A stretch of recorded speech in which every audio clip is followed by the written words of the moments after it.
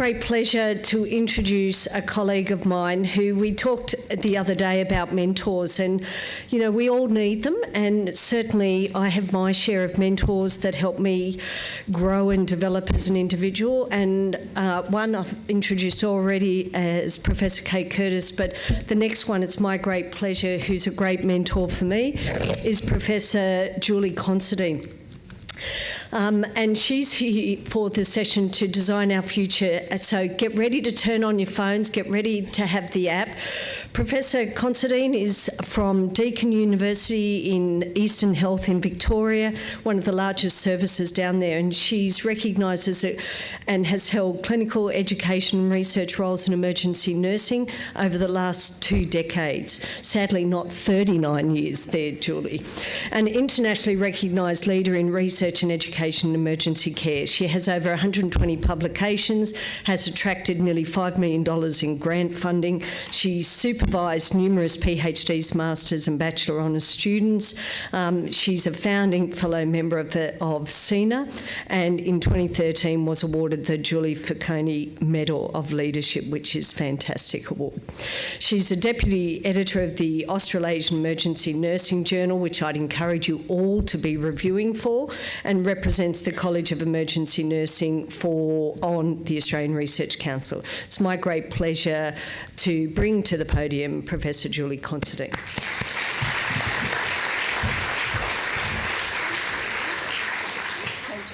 I won't put my heels on. Thanks, Marg.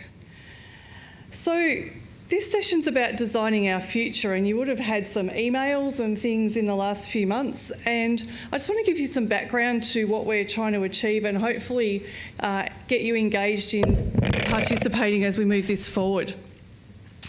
So my job is to make research sexy, and it is, isn't it? Yes? Okay, so research is important in our discipline because, you know, we can't advance our discipline unless we do research, and we can't make the contribution of emergency nurses visible unless we put it in black and white print and support it with data. So we're on a little bit of a mission, and we've been on this mission for probably about 18 months. So this idea came after quite a few wines, I have to say, but nevertheless, and lots of conversations. So if you look at research priorities in emergency medicine, there's a document that's been produced by the International Federation of Emergency Medicine, so that's all of the emergency medicine colleges around the world have come together.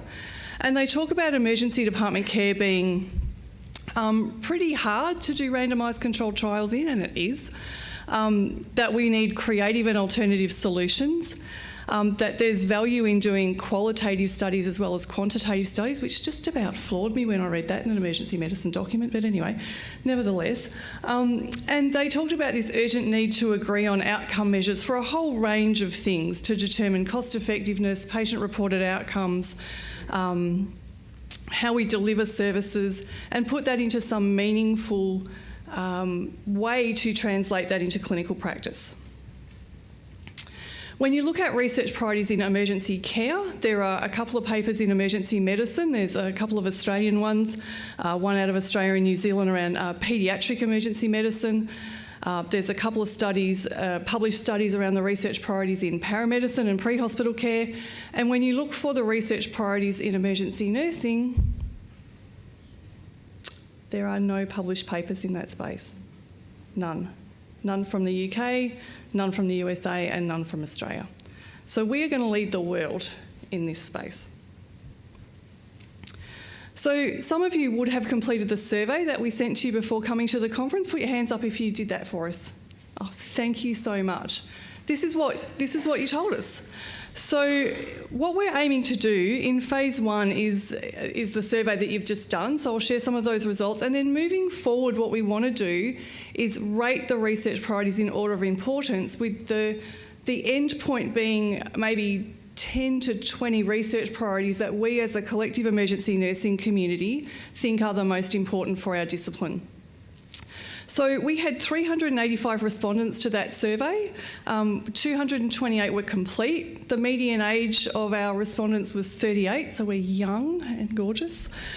We're a really experienced group. You know, the median nursing experience was 13 years and the median emergency nursing was just under a decade. So, you know, this is an experienced group of nurses who know their stuff.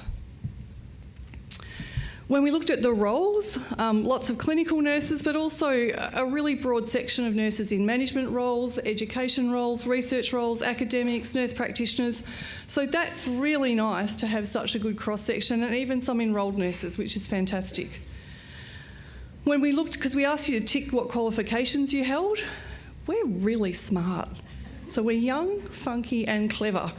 Okay. So, you know, you can see up on that slide, there's a lot of these respondents had postgraduate qualifications at varying levels. So I'm really confident that we're talking to a broad cross-section of our community who have lots of experience, who know what the issues are in emergency departments, and who are really clever.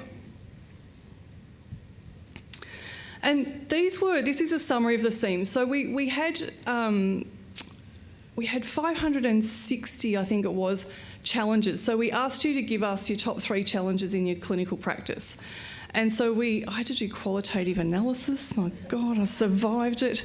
It was hard. So we've distilled those 560 challenges down to 48 research themes. And this is just a kind of broad snapshot of what those themes are roughly about. But there's no surprises there. They're all kind of important things to us. And so what we're wanting to do now is do a Delphi survey. So for those of you that don't know what a Delphi study is, we present the themes to you and we're going to ask you to rate them in order of importance. 1, not important at all. 3 to 4, pretty important. And we want to do that 3 times.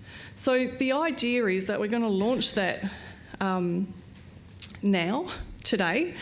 So if you go to your conference app, you'll see Emergency Nursing Research Survey, so you can get into the survey through that. It honestly takes about 6 minutes to complete. It's very quick.